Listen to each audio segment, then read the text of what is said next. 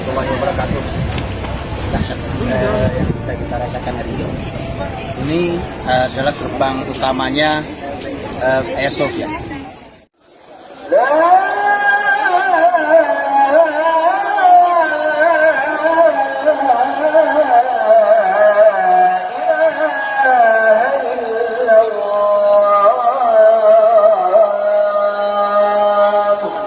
Allahu Akbar. La ilaha illallah.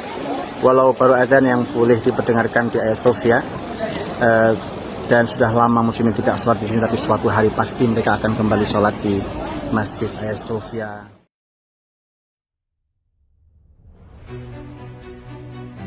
Buna dayanarak çıkardığımız bir Cumhurbaşkanlığı düzenlemesiyle Ayasofya'nın yeniden cami olarak hizmete açılmasını sağladık. Hagia Sophia kembali dibuka sebagai masjid bagi muslimin. Kabar gembira ini hadir di tengah pandemi COVID-19 yang menutup masjid-masjid muslimin di seluruh dunia, yang membatasi muslimin untuk beribadah di dalam tempat ibadah mereka. Masjidil Haram, Masjid Nabawi pun belum leluasa membuka dirinya hingga hari ini. Apalagi Al-Masjidil Aqsa yang masih ada di bawah cengkeraman penjajah Zionis. Kabar gembira itu hadir dari Erdogan, Recep Tayyip Erdogan, yang menandatangani resmi pembukaan Hagia Sophia sebagai masjid. Kabar gembira hadir dari pemimpin Turki itu untuk seluruh muslimin. Jazakumullah atamal jaza ya Erdogan wa man ma'ak. Basyartumuna wa adkhaltumus surur fi qulubina fi qulubil muslimin. Razaqakumullahu al-istiqamah wa hafizakum min makril a'da. Terima kasih kepada Erdogan yang memberikan kabar gembira, memasukkan bahagia di hati seluruh muslimin. Semoga Allah Subhanahu wa taala memberikan keistiqomahan untuk Anda semuanya, dan semoga Allah Subhanahu wa taala menjaga kalian semua dari makar musuh-musuh Allah Subhanahu wa taala.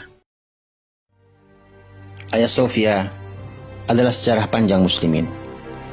Sejak dijanjikan oleh Rasulullah Muhammad SAW bahwa negeri itu, negeri Konstantinopel, dengan gereja terbesarnya Hagia Sophia akan jatuh ke tangan muslimin, baru lebih dari 8 abad setelahnya muslimin mampu sholat di dalamnya.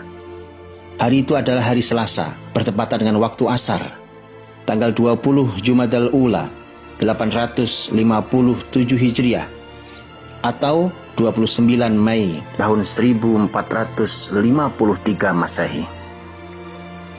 Selama 481 tahun lamanya, muslimin menikmati Hagia Sophia sebagai masjid. Bukan hanya masjid, tapi ia adalah merupakan pusat ilmu, pusat peradaban, bahkan ibu kota muslimin di muka bumi saat itu di bawah Turki Utsmani. Hingga datanglah Yahudi Zionis, berbajukan sekulerisme, berselendangkan nasionalisme, menutup Hagia Sophia, dan tidak lagi diizinkan muslimin untuk sholat di dalamnya. Mereka ubah menjadi museum. 86 tahun lamanya mereka melakukan kezaliman itu. 86 tahun lamanya muslimin rindu hanya sekedar untuk sholat 1 rakaat di dalamnya.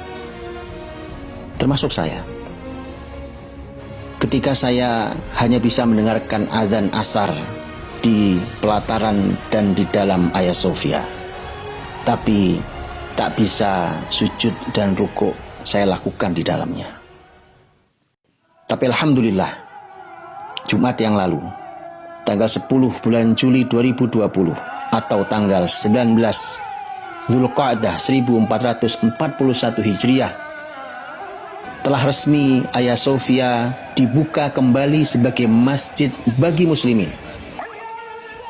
Direncanakan sholat pertama kali adalah sholat Jumu'ah, sholat besar bagi muslimin ini, yang insya Allah akan dilaksanakan tanggal 24 bulan Juli tahun 2020, atau bertepatan insya Allah dengan tanggal 3 bulan Zulhijjah tahun 1441 Hijriah. Semoga Allah mudahkan.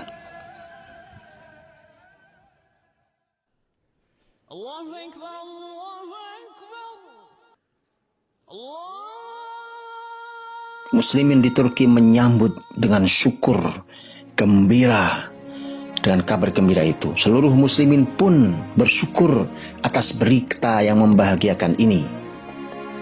Amerika, sebagian negara Eropa, terutama Yunani dan Rusia meradang. Dan media di Arab serta negara-negara Arab dalam ketidakjelasan sikap. Tapi datang ucapan selamat dari berbagai ahli ilmu, ulama dan pakar-pakar muslimin.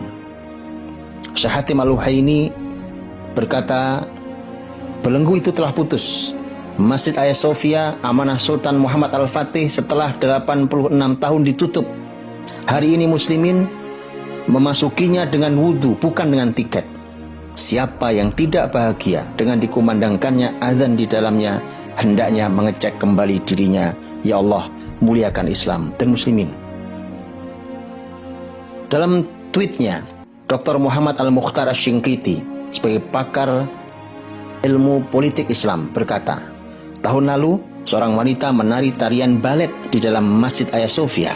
Hal itu memicu kemarahan muslimin dari dalam dan luar Turki, dan hari ini ia kembali menjadi masjid yang bersih dari semua hal kotor itu. Selamat untuk muslimin seluruh dunia dan bela sungkawa untuk kaum munafik yang menjilat seluruh agama dan memerangi Islam. Ya Rob, kau telah memberikan nikmat, maka tambahi.